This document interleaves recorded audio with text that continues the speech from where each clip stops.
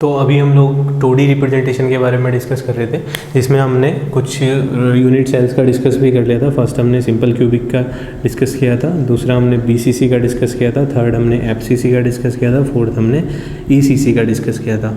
अब ECC का जो था मैंने सिर्फ एक मेथड बताया था आपको, आप बोल सकते हो मैंने ओनली वन मेथड से आपको बताया था। मैंने कहाँ पे पार्टिकल्स लिए थे, मैंने पार्टिकल्स आपके लेफ़्ट और राइट फेसेस पे लिए थे। अब अगर मैं बात करूँ ECC का, तो ECC में दो पॉसिबल केसेस हो रहे हैं।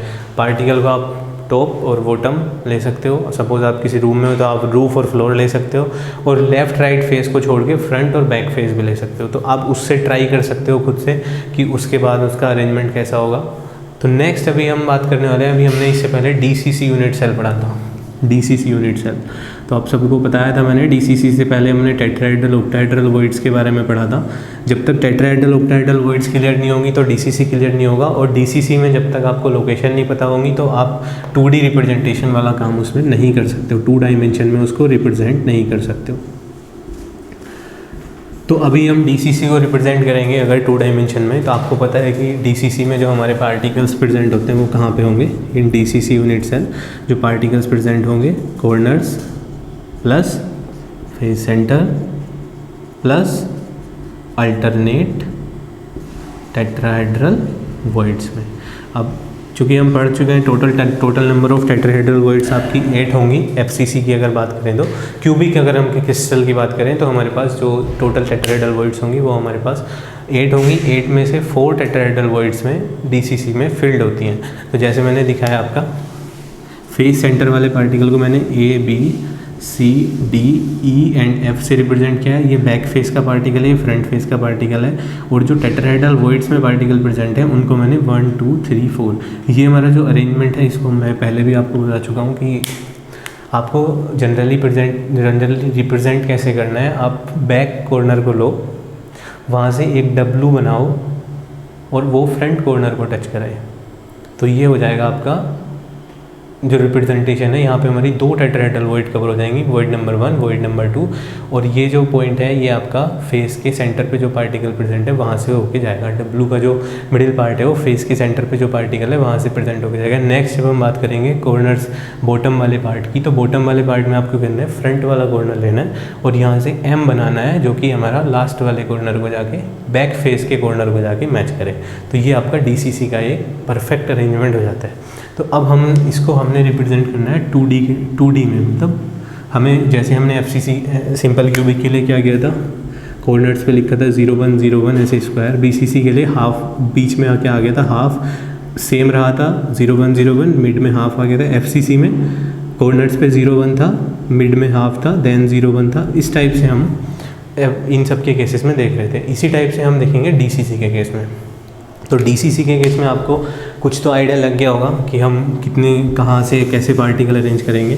तो ठीक है, तो बेसिक तो आपको पता चल ही गया होगा स्टार्टिंग में। अगर मैं इसका यहाँ पे एक स्क्वायर बना लूँ और स्क्वायर में आपसे कोऑर्डिनेट लिखने को बोलूँ तो आप कुछ कोऑर्डिनेट तो लिख सकते हो। अगर आपने पिछले प्रीवियस वीडियोज़ को फॉलो किया है तो आप कुछ कोऑर्डिनेट तो ईजिली लिख सकते हो।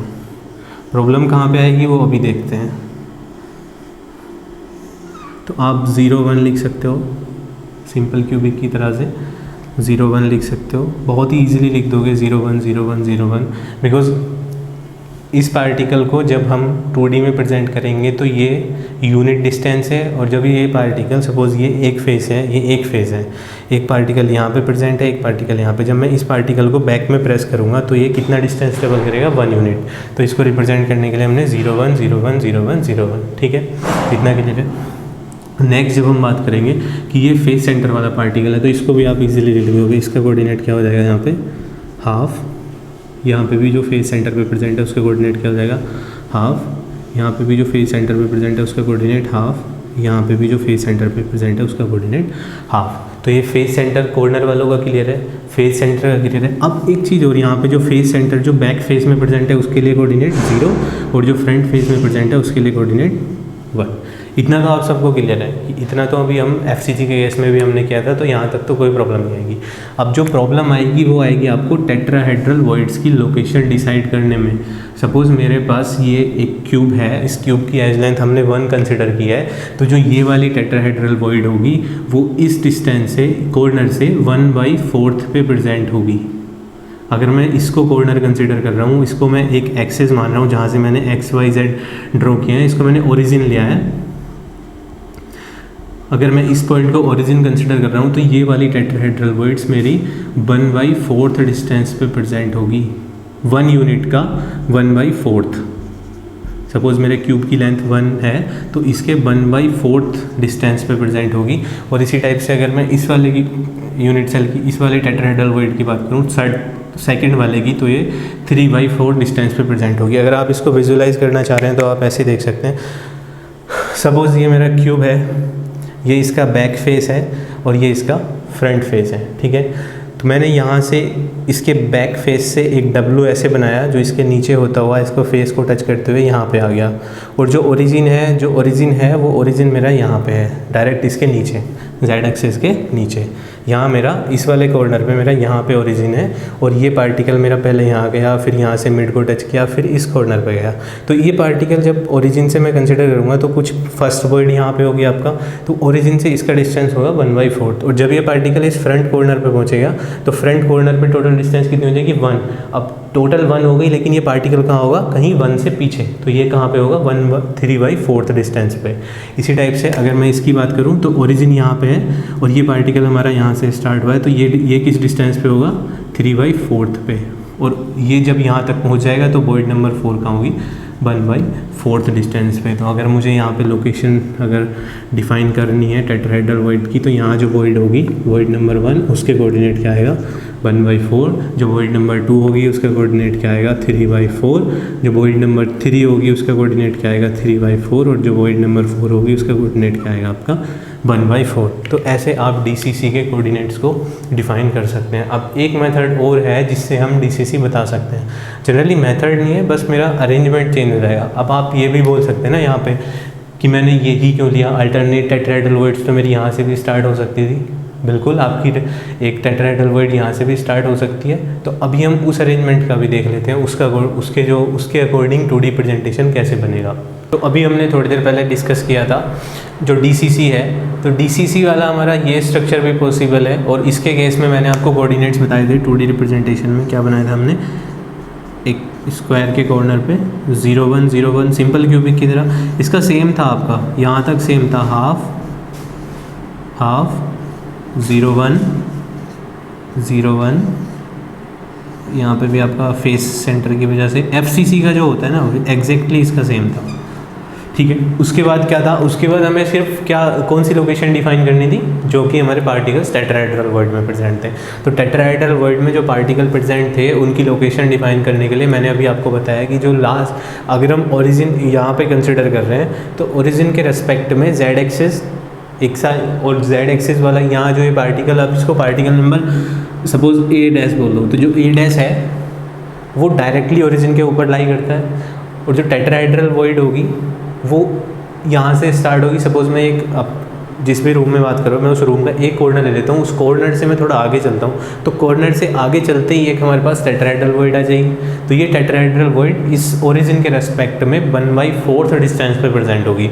इसी टाइप से अगर हम बात करें, बिकॉज ये एक कॉर्नर से जो बैक फेस पे प्रेजेंट है, सेकेंड कॉर्नर पे आ रहा है जो कि फ्रंट फेस पे प्रेजेंट है। तो बैक फेस से फ्रंट फेस का अगर हम डिस्टेंस अगर मैं बताऊँ आपको, तो ये जो लेंथ होगी ये 1 यूनिट है। तो जब ये हमारे पास फ्रंट कॉर्नर के पास में होगा, मतलब ओरिजिन से हमारे पास, ओरिजिन हमारा बैक कॉर्नर पे है और जो हमारी सेकंड टेट्राहेड्रल वॉइड होगी वो आपकी फ्रंट कॉर्नर के नज़दीक होगी। तो ये जो इसका जो डिस्टेंस होगा विद रिस्पेक्ट टू ओरिजिन वो 3/4 डिस्टेंस ट्रेवल करेगा, बिकॉज टोटल हमारे पास लेंथ 1 यूनिट है। तो फर्स्ट आपकी टेट्राहेड्रल वॉइड 1/4 डिस्टेंस पे प्रेजेंट होगी और जो आपकी सेकेंड नंबर की जो टेट्राहेड्रल वॉइड है वो 3/4 डिस्टेंस पे प्रेजेंट होगी। तो उसी टाइप से मैंने इसको यहाँ पे रिप्रेजेंट किया था। इसको हम देंगे 1/4, इसको हम देंगे 3/4। 4th। ये थोड़ा कन्फ्यूजिंग लग सकता है आपको, बट अगर आप अच्छे से इसको इमेजिन कर पाओगे तो एक बार आपको अच्छे से इमेजिन करना है, उसके बाद जस्ट आप कोऑर्डिनेट्स ऐसे ही लिख दोगे। जब अभी हम बात करते हैं इसके रिस्पेक्ट में थर्ड टेट्राहेड्रल वॉइड की, तो थर्ड की अगर मैं बात करूं तो ओरिजिन के रेस्पेक्ट में जो थर्ड टेट्राहेड्रल वॉइड है वो कहीं यहाँ पे लाई करेगी। एक्चुअल में ये जो मैंने 2D में बना कर दिखाया आपको, जब आप 3D में विजुलाइज करोगे तो ये जो टेट्राहेड्रल वॉइड है ये एक्स एक्सिस इस वाले फ्रंट वाले के बहुत नज़दीक होगी। बहुत नज़दीक मीन्स कितने डिस्टेंस पे होगी, तो ये उसका 1/4 डिस्टेंस पे होगी। बट हमने ओरिजिन कंसिडर किया यहाँ पे बैक फेस पे, तो बैक फेस के रेस्पेक्ट में ये वाला डिस्टेंस आपका 3/4 हो जाएगा। यही वाला डिस्टेंस आपका 3/4 हो जाएगा, और इसी के रेस्पेक्ट में ये वाला डिस्टेंस आपका 1/4 हो जाएगा। बिकॉज ये जो टेट्राहेड्रल वॉइड नंबर 4 प्रेजेंट होगी, ये आपके बैक वाला जो पोर्शन है जहाँ पे आपने ओरिजिन कंसिडर किया, या बैक वाला जो फेस है आपका, उस फेस के बहुत ही नज़दीक में है। नज़दीक में कितना डिस्टेंस है? 1/4 डिस्टेंस में। तो ये तो हमारा एक मेथड है DCC को रिप्रेजेंट करने का 2D में, ठीक है। अब आप बोल सकते हो कि आपने यहीं से क्यों टेट्राहेड्रल वॉइड कंसिडर किया, आपको नहीं लेना ये वाला टेट्राहेड्रल वॉइड, तो कोई प्रॉब्लम नहीं है, आप यहाँ से ले सकते हो। बट कंडीशन क्या है DCC में कि आपको अल्टरनेट रखना पड़ेगा। आपको ये नहीं है कि रिपीटेशन कर दोगे, आपको अल्टरनेट टेट्राहेड्रल वॉइड लेना है।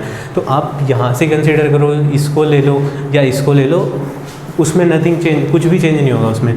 जैसे मैं यहाँ पे बात कर लेता हूँ, आपको ABCD मैंने फेस सेंटर के पार्टिकल को दिया है, EF ये सब फेस के सेंटर पे प्रेजेंट है।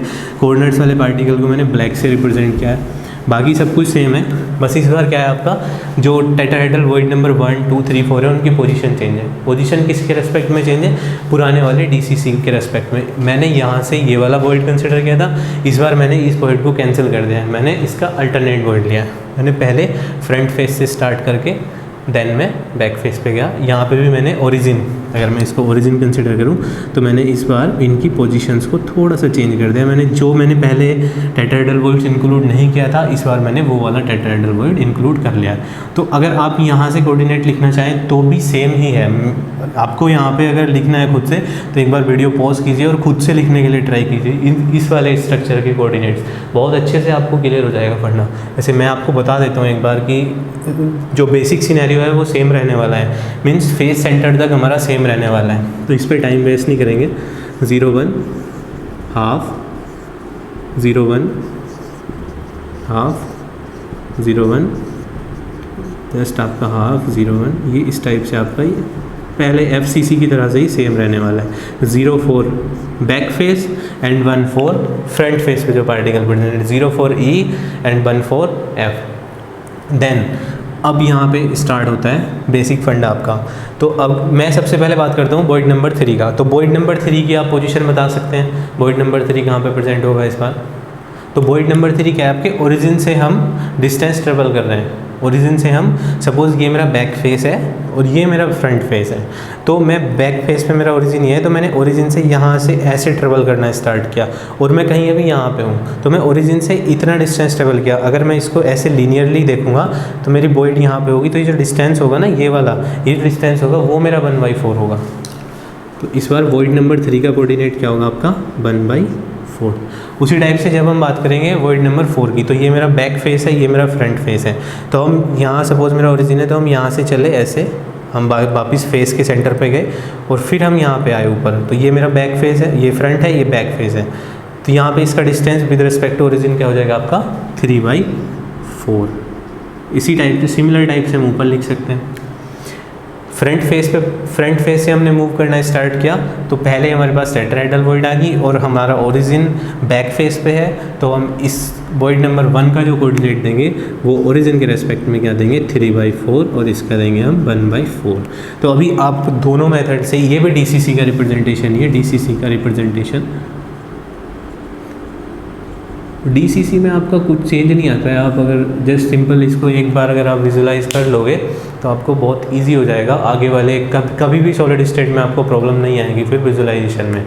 एक्चुअल में हम जैसे जैसे आगे जाएंगे तो हमें विजुलाइजेशन थोड़ा स्ट्रॉन्ग करना पड़ेगा सॉलिड स्टेट के केस में, बिकॉज आपको जब आप एग्ज़ाम में जाते हो तो आपको मॉडल नहीं मिलता है, आपको विदाउट मॉडल के ये सारे क्वेश्चन सॉल्व करने पड़ते हैं। तो अब अगर हम बात करें इन दोनों के कंपैरिजन की, तो आप इजीली अभी इस यूनिट सेल के जो कोऑर्डिनेट्स हैं और इसको अगर आप कंपेयर करोगे तो आप देख सकते हो कि आपका डिफरेंस कहाँ पे आ रहा है। डिफरेंस हमारे पास वॉइड की सिचुएशन पे आ रहा है। वॉइड की जो पहले हमारे पास 1/4 था, उसके प्लेस पे हमारा उसको किससे रिप्लेस कर दिया हमने 3/4 से।